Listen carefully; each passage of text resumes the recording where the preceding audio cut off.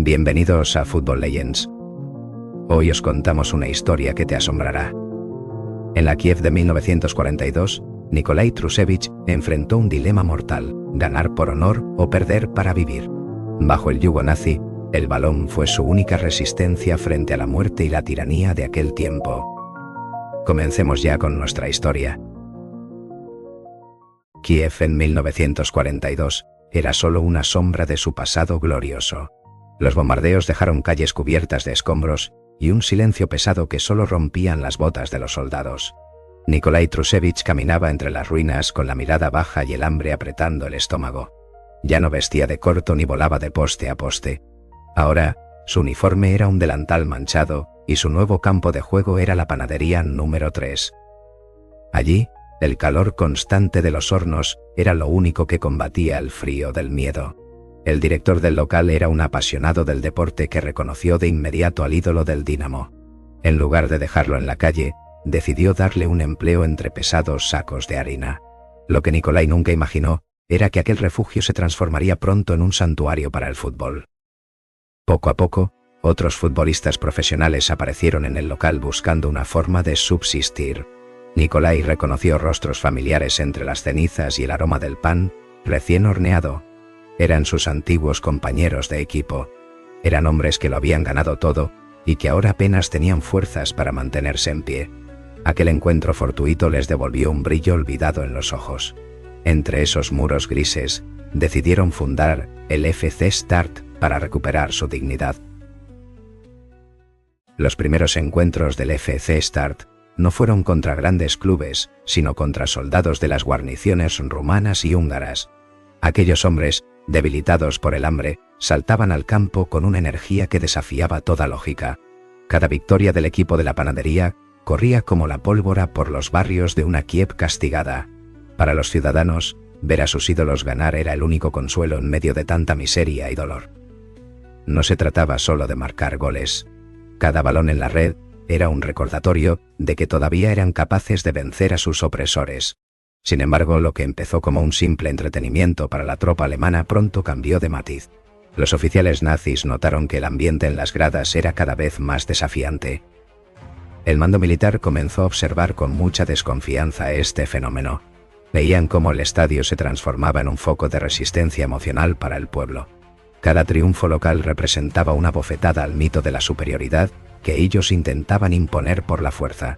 La leyenda del FC Start crecía sin pausa, pero el peligro real acechaba ya en los despachos de los altos mandos. El mando alemán no podía permitir que unos panaderos hambrientos siguieran humillando a su ejército. Por eso, decidieron enviar al Flakelf, el equipo de élite de la Fuerza Aérea Nazi. Sus jugadores eran atletas profesionales, seleccionados por su fuerza y alimentados con las mejores raciones. Representaban la supuesta perfección física que el régimen quería imponer en cada rincón ocupado.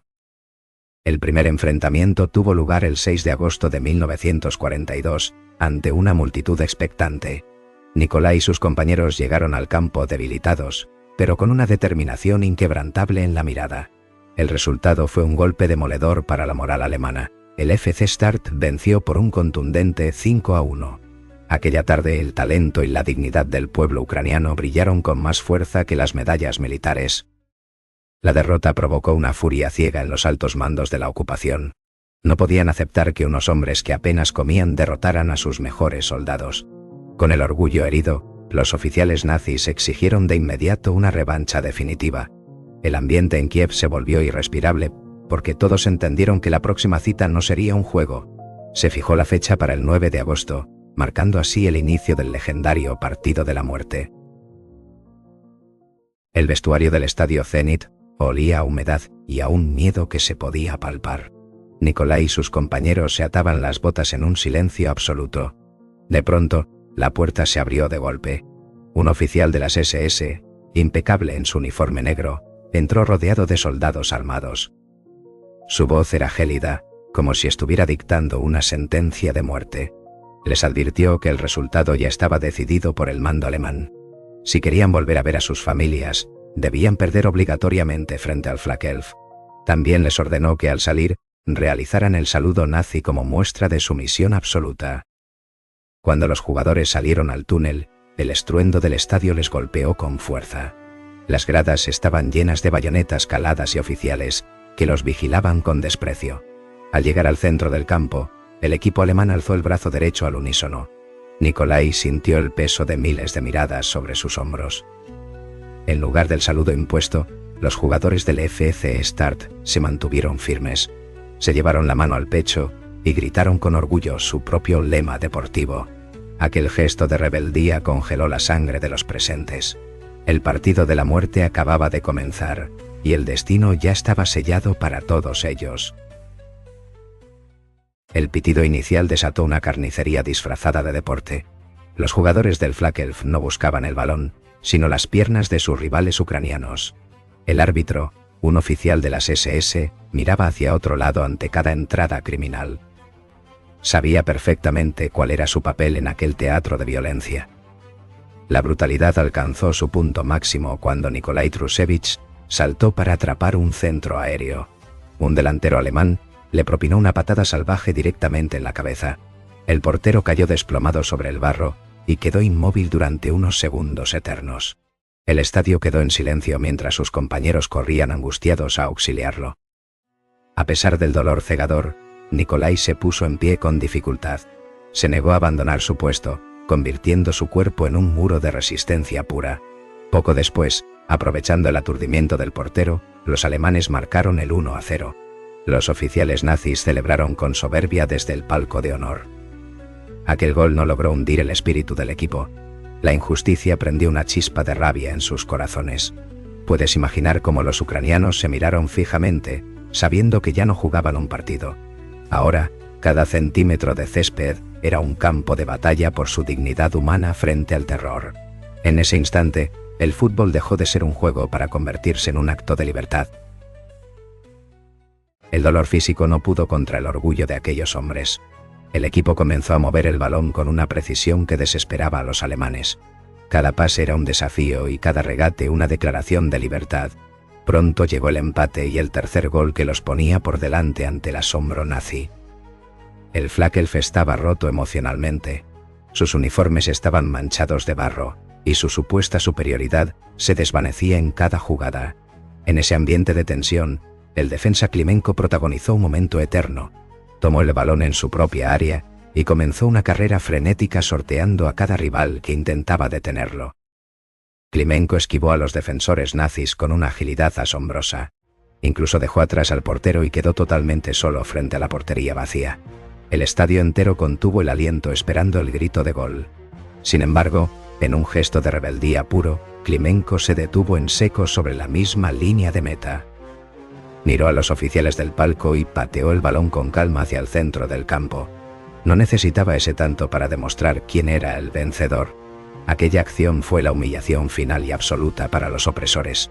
Los nazis entendieron que podían quitarles la vida, pero jamás su dignidad. El silbato final retumbó como un trueno en el estadio Zenit.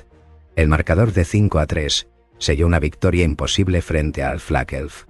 Un silencio sepulcral se apoderó de las gradas durante unos segundos eternos. Los oficiales nazis abandonaron sus asientos con los rostros desencajados por la humillación. No hubo gritos de júbilo entre los vencedores. Nikolai y sus compañeros se abrazaron con una serenidad profunda. Sabían que su destino estaba marcado al decidir ganar. Caminaron hacia los vestuarios con la frente en alto y el honor intacto. Algunos aficionados ucranianos rompieron el silencio con aplausos tímidos y valientes. Eran palmadas de agradecimiento por devolverles la esperanza en medio del horror. El equipo regresó a la panadería número 3 para compartir una última cena. El calor de los hornos fue el único refugio frente a la tormenta que se avecinaba. Entre sacos de harina, disfrutaron de la paz que otorga el deber cumplido. ¿Valió la pena cambiar la vida por un partido?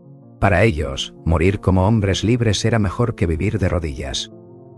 Mientras tanto, en las sombras de la ciudad, los camiones ya calentaban sus motores.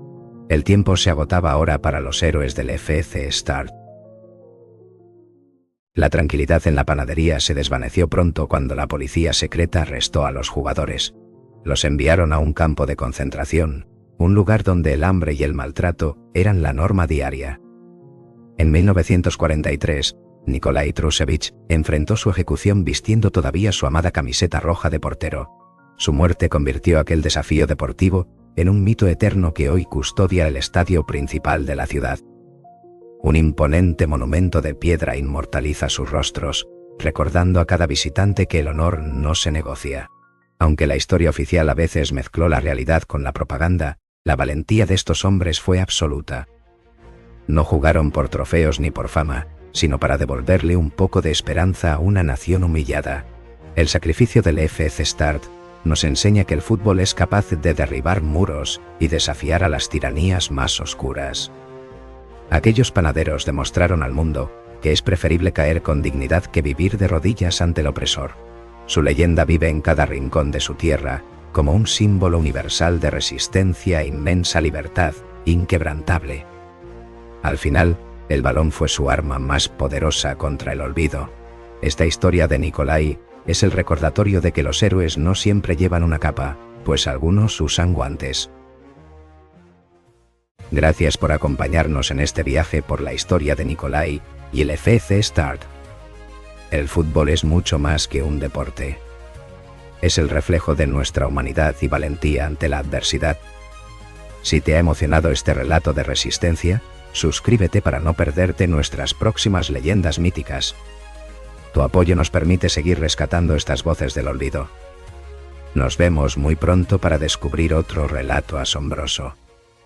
Espero verte en la próxima ocasión, amigo y leyenda.